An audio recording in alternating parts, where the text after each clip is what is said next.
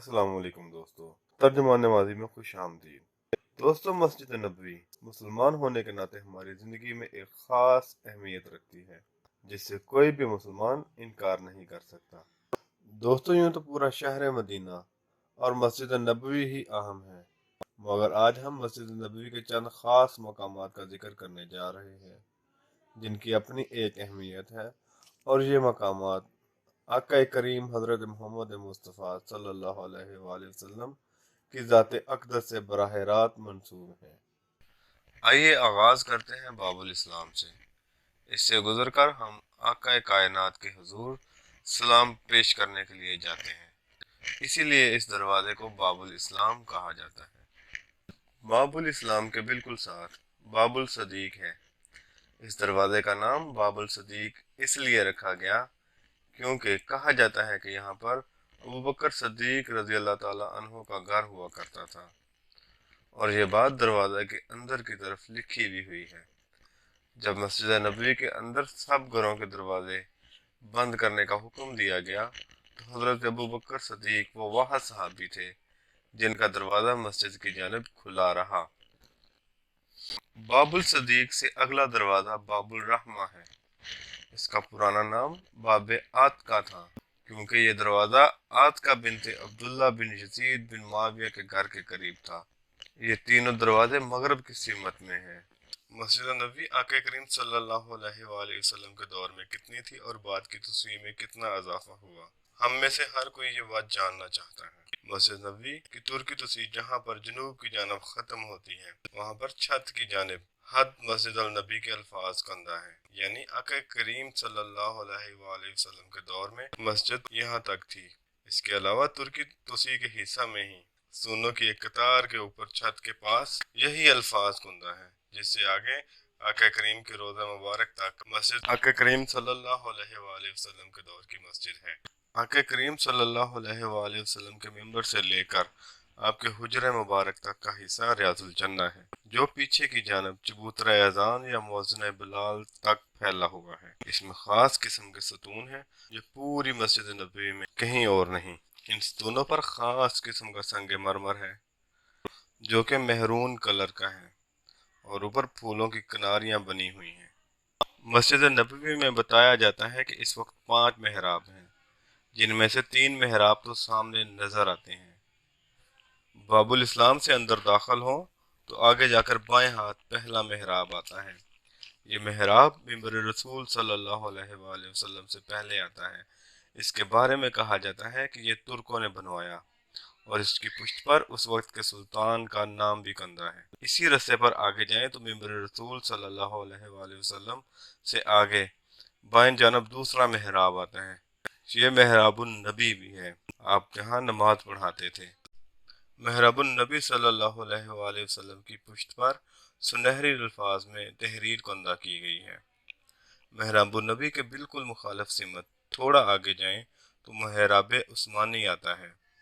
रोज़ा रसूल सल्लल्लाहु अलैहि वसल्लम के अंदर कहा जाता है कि एक मेहराब मौजूद है, जिसको मेहराब जिब्राइल अलैहिस्सलाम कहा जाता है, जबकि एक मेहराब रोज़ा रसूल की जनूबी सिमत में है, जिसको मेहराब तहज्जुद या सतून तहज्जुद भी कहा जाता है, जिसके बारे में रवायात हैं कि आका करीम सल्लल्लाहु अलैहि वसल्लम वहाँ नमाज तहज्जुद अदा किया करते थे। ये मेहराब भी अब नज़र नहीं आता, क्योंकि इसके सामने कुरान पाक रखने के लिए सुनहरी स्टैंड रख दिए गए हैं। अलबत्ता यहाँ पर 2 सफ़ों के बराबर एक चबूतरा बनाया गया है, जहाँ पर लोग नमाज पढ़ते और कुरान खानी करते हैं। चबूतरा असहाब सुफ़ा बाब जबरील और बाबुल इस्लाम के दरमियानी हिस्सा में मुकाम तहज्जुद के अकब में वाक़या है। इसके बारे में बयान किया जाता है कि ये वो जगह है जहाँ पर असहाब सुफ़ा बैठकर तालीम हासिल किया करते थे। मिंबर अल नबी वो मुकाम है जहाँ आका करीम खुतबा दिया करते थे। ये मिंबर बाबुल इस्लाम से जाएं तो तुर्की मेहराब के आगे और मेहराबुन नबी से पहले आता है। यहाँ से ही रियाजुल जन्ना शुरू होती है, जो रोज़ा रसूल सल्लल्लाहु अलैहि वसल्लम तक जाती है। चबूतरा अज़ान मिंबर के बिल्कुल सामने वाक़या है। حضور صلی اللہ علیہ وآلہ وسلم کے دور میں اذان کی آواز دور تک پہنچانے کے لیے ایک چبوترا بنایا گیا جس پر حضرت بلال کھڑے ہو کر اذان دیا کرتے تھے۔ آج بھی اسی جگہ چبوترا موجود ہے جس کو مؤذن بلال بھی کہا جاتا ہے۔ آج بھی اذان اسی جگہ پر دی جاتی ہے۔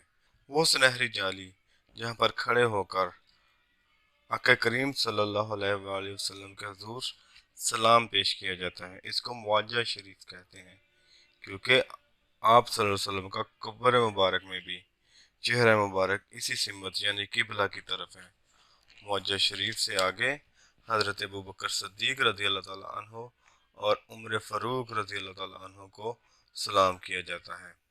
سنہری جالیوں کے اندر وہ جگہ جہاں آپ صلی اللہ علیہ وآلہ وسلم اپنے دونوں اصحاب کے ساتھ آرام فرما رہے ہیں، وہ حضرت عائشہ رضی اللہ تعالی عنہا کا گھر ہوا کرتا تھا، اور وہ جگہ جہاں پر کھڑے ہو کر ہم آقا کریم اور آپ کے صحاب کو سلام پیش کر رہے ہوتے ہیں، اس کے بالکل پیچھے ایک کھڑکی نظر آتی ہے۔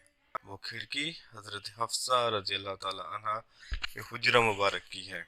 ہم سب سنہری جالیوں سے اندر دیکھ رہے ہوتے ہیں کہ شاید اندر ہم کو آقا کریم صلی اللہ علیہ وآلہ وسلم کا روضہ نظر آ جائے، مگر وہاں پر ہم کو سبز پردے کے علاوہ کچھ نظر نہیں آ رہا ہوتا، یا اس پردے سے باہر والے ستون نظر آئیں گے۔ حضرت عائشہ رضی اللہ تعالی عنہ کے حجرہ کے ساتھ منسلک جانب جنوب حضرت فاطمہ رضی اللہ تعالی عنہ کا حجرہ ہے۔ آقا کریم صلی اللہ علیہ وآلہ وسلم کے روضہ مبارک کا وہ دروازہ حضرت فاطمہ رضی اللہ تعالیٰ عنہ کے حجرہ میں ہے۔ روضہ مبارک میں جو بھی داخل ہوتا ہے وہ صرف حجرہ فاطمہ تک ہی جا سکتا ہے، کیونکہ اس سے آگے 5 کونوں والی دیوار آ جاتی ہے جس پر سبز پردہ ہے، جو عمر بن عبدالعزیز نے تعمیر کرائی تھی۔ اس کے بعد سے آج تک اس دیوار کے اندر کوئی نہیں گیا۔ کہا جاتا ہے کہ روضہ مبارک اس نہری جالیوں کے اندر ہی کسی جگہ حجرہ وحی ہے۔ کچھ لوگ حجرہ کے دروازہ سے سامنے باب جبریل کی جو دیوار ہے اس تک کی جگہ کو حجرہ وحی کہتے ہیں۔ اب ہم بات کرتے ہیں دوستو مسجد نبوی کے اہم ستونوں کی۔ ستون حنانہ، یہ بالکل محراب النبی کے ساتھ منسلک ستون ہے۔ اس کی وجہ شہرت یہ ہے کہ منبر کی تعمیر سے قبل یہاں پر ایک کھجور کا تنا ہوا کرتا تھا۔ آقا کریم صلی اللہ علیہ وآلہ وسلم اس سے ٹیک لگا کر کھڑے ہوتے تھے اور خطبہ ارشاد فرمایا کرتے تھے، مگر جب منبر بن گیا تو آپ نے وہاں پر خطبہ ارشاد فرمانا شروع کیا تو کھجور کے اس درخت نے رونا شروع کر دیا۔ آپ صلی اللہ علیہ وآلہ وسلم اس کے پاس آئے اور اس پر شفقت سے ہاتھ پھیرا تو پھر اس تنا نے خاموشی اختیار کی۔ یہ تنا اسی جگہ مدفن ہے۔ اگلا ستون ستون عائشہ ہے۔ یہ وہ ستون ہے جس کے بارے میں حضور صلی اللہ علیہ وآلہ وسلم نے فرمایا کہ اگر اس ستون کی فضیلت میری امت کا معلوم ہو جائے تو اس ستون پر نماز ادا کرنے کے لیے قرآن اندازی کی جاتی، جس کو بعد میں حضرت عائشہ صدیقہ نے اپنے بھانجے ابن زبیر کو بتلایا۔ اسی نسبت سے اس ستون کا نام ستون عائشہ رکھا گیا ہے۔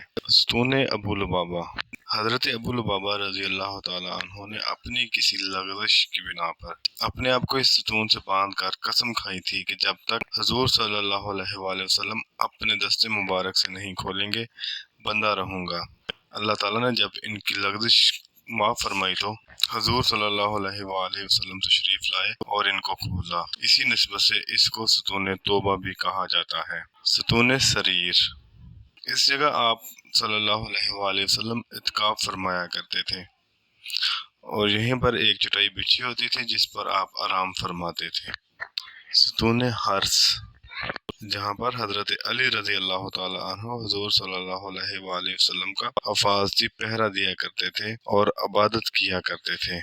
ستون وفود، جہاں پر آپ صلی اللہ علیہ وآلہ وسلم قافلوں اور وفود سے ملاقات کیا کرتے تھے اور یہیں پر مشورے کیے جاتے تھے۔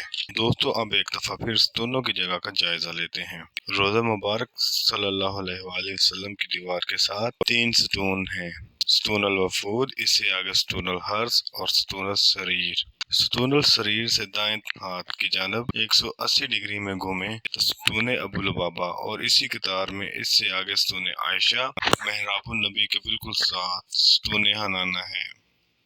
آقا کریم حضور صلی اللہ علیہ وآلہ وسلم کو سلام پیش کر کے جس دروازے سے باہر نکلا جاتا ہے اس دروازے کو باب البقیع کہتے ہیں، کیونکہ یہ جنت البقیع کی جانب ہے۔ اس سے اگلا دروازہ اسی قطار میں باب جبریل کے نام سے مشہور ہے۔ اس سے آگے باب النساء ہے۔ دوستو، یہ تھے مسجد النبوی کے اہم مقامات جن کا ذکر کیا گیا۔ اگر ان کے بیان کرنے میں کوئی دانستہ یا غیر دانستہ غلطی ہوئی ہو تو اللہ تعالیٰ ہماری خطاؤں کو معاف کرے، اور آپ لوگ بھی غلطی کی نشاندہی کر کے شکریہ کا موقع دیں۔ دعاؤں میں یاد رکھیے گا۔ اگر ویڈیو اچھی لگی ہو تو چینل کو لائک اور سبسکرائب کر لیجیے گا۔ شکریہ۔